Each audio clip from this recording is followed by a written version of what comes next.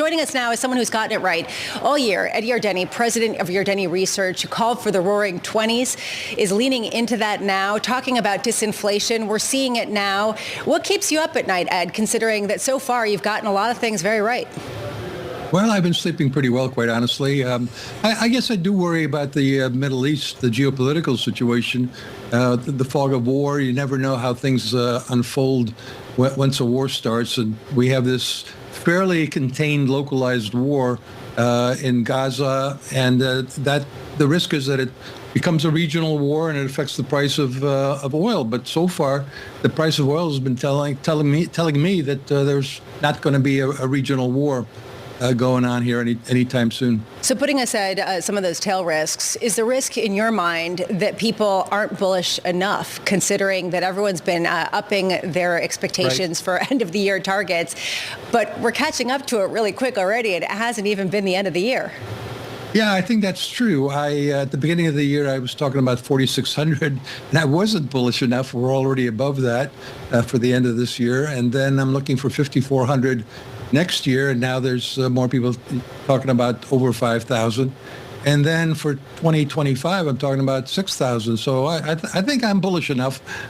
I don't think things can get much better than that. So that's kind of at the top end of the scale on optimism, I think. But I think in the near term here, we've got everybody seems to be too happy, at least in terms of the sentiment indicators. So that's on a near-term basis. I don't lose any sleep over it, but I do watch it. And with only, a week or so left until 2024, the fact that everyone is maybe too happy right now, is that why you haven't boosted your year-end target for this year? I believe that was at 4,600, and we're pretty firmly above that right now, Ed. Yeah, well, I don't fine-tune my forecast that much because we are, as you said, we're only a week away, so what's the point of getting cute about it? Instead, I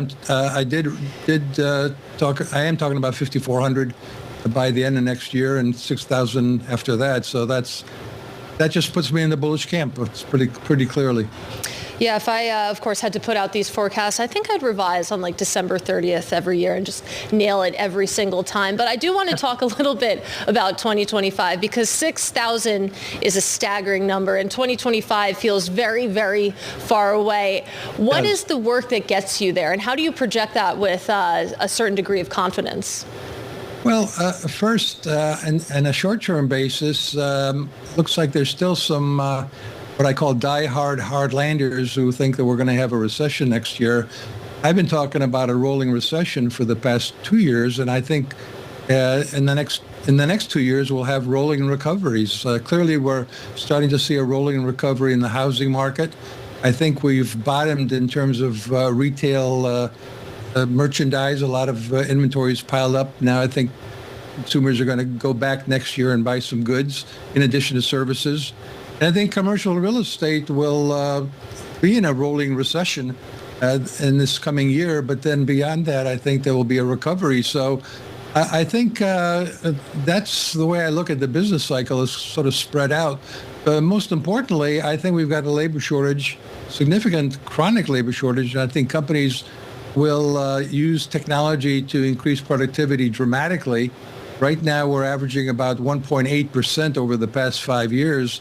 I think that by the end of the decade, we'll be looking at 3.5% to 4.5%, which sounds far-fetched, if not delusional, I admit. But that's the way productivity boom cycles have gone in the past. This one should do the same. Does it worry you at all? And I realize that anecdotes can't tell entire stories, and you can't extrapolate out an entire research paper from one particular example. But let's take a look at Nike. They came out and they said that they're going to be cutting workers. They're going to be having cost cuts. And it is because, yes, they are working down their inventory, but because of weakness that they expect to continue going forward. Does that kind of contradict some of your optimism about the recovery in the retail space? Yeah, well, that's a good point. And that's why I think a lot of forecasters missed the past couple of years and had this attitude that or view that the only way inflation could come down in the United States is if we have a recession. You mentioned the phrase immaculate disinflation, and I think that's what we've had. We've had inflation come down without a recession, and the reason for that is because the Chinese and the Europeans have done us a great favor. They've had the recession. So on a global basis, particularly China has been exporting deflation. Their PPI is down on a year-over-year basis. Even their CPI is down a little bit on a year-over-year basis. So I think the United States is going to benefit from the recession, the property depression in China for a long time in terms of having a low inflation.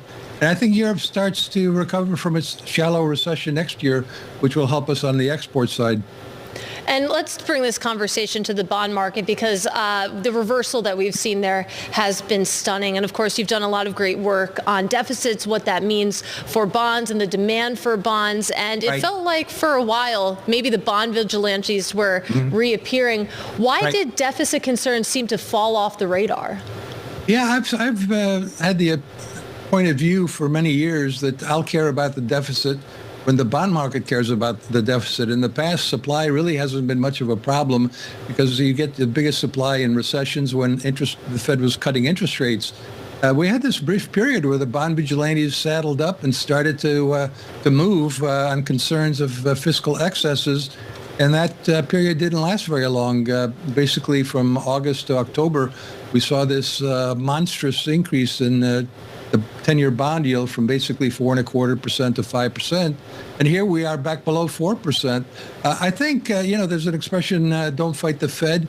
Maybe we should also say don't fight Janet Yellen now that she's at Treasury, because she very cleverly cut back on the supply of long-term bonds and notes and issued a lot of bills.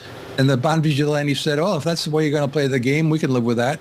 Meanwhile, I think the big story has been how inflation's come down. I mean, it's been only the past couple of months that the consensus really has become that we can't have immaculate disinflation. Even Fed Chair Powell in his press conference seemed to indicate that, we may actually get it. And everybody let out a collective cheer, and you still hear that cheer today. Ed Yardeni of Yardeni Research, Merry Christmas, Happy New Year. Have a wonderful, wonderful end of the year, and thank you so much.